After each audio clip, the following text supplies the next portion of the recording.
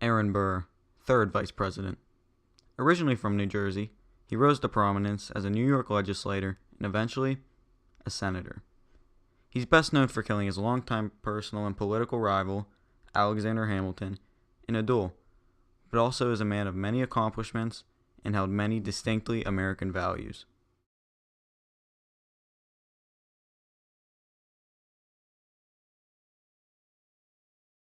Early America was not a diverse land of immigrants like modern America, as nativist sentiment was deeply rooted in post-revolutionary politics.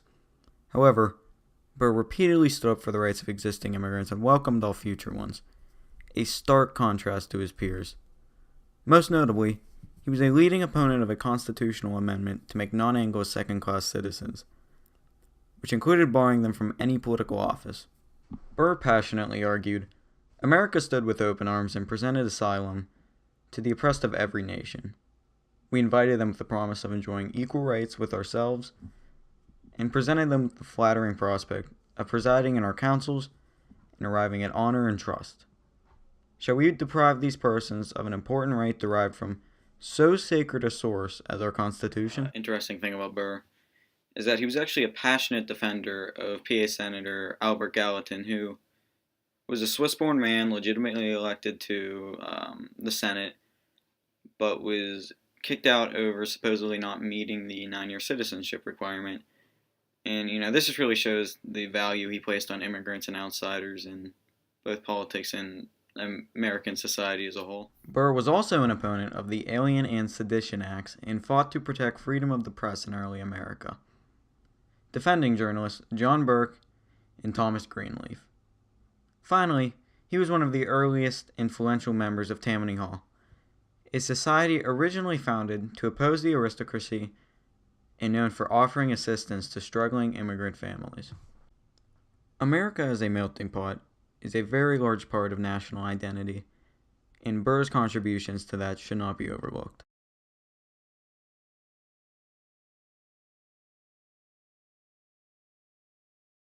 A lot of U.S. politicians at the time, they were very wealthy, had elite connections, born into great status, anything like that. But Burr was actually a man of pretty humble origins.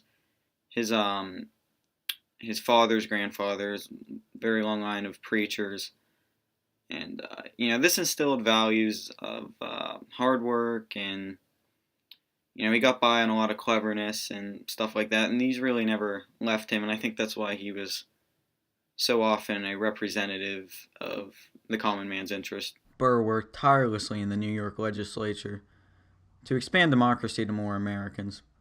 He was instrumental in implementing a modern system of electing state legislators, having each candidate run on general tickets for 4-year terms.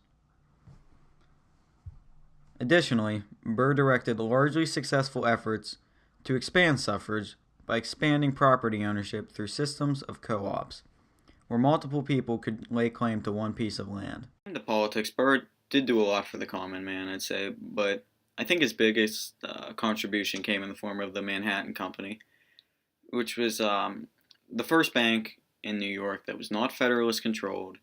So that means it offered loans to non-Federalists, and also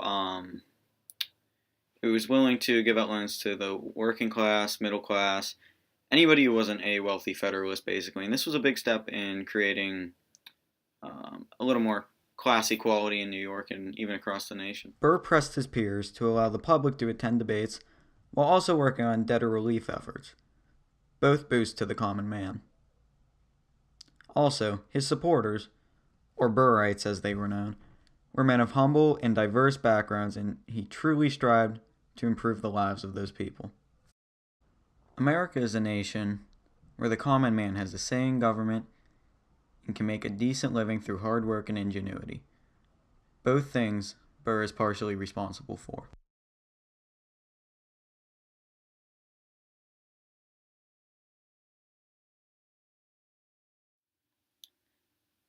The Constitution was a well-intentioned and, perhaps the greatest document ever written, but the things it lacked, it only enfranchised wealthy white men. It stayed virtually silent on the issue of slavery, and it did very little to advance the cause of women.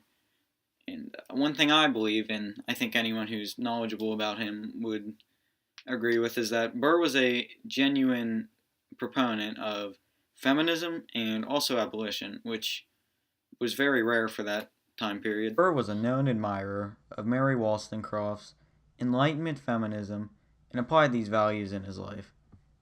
His one and only daughter, Theodosia, acquired a college education and was one of the most educated women of her time.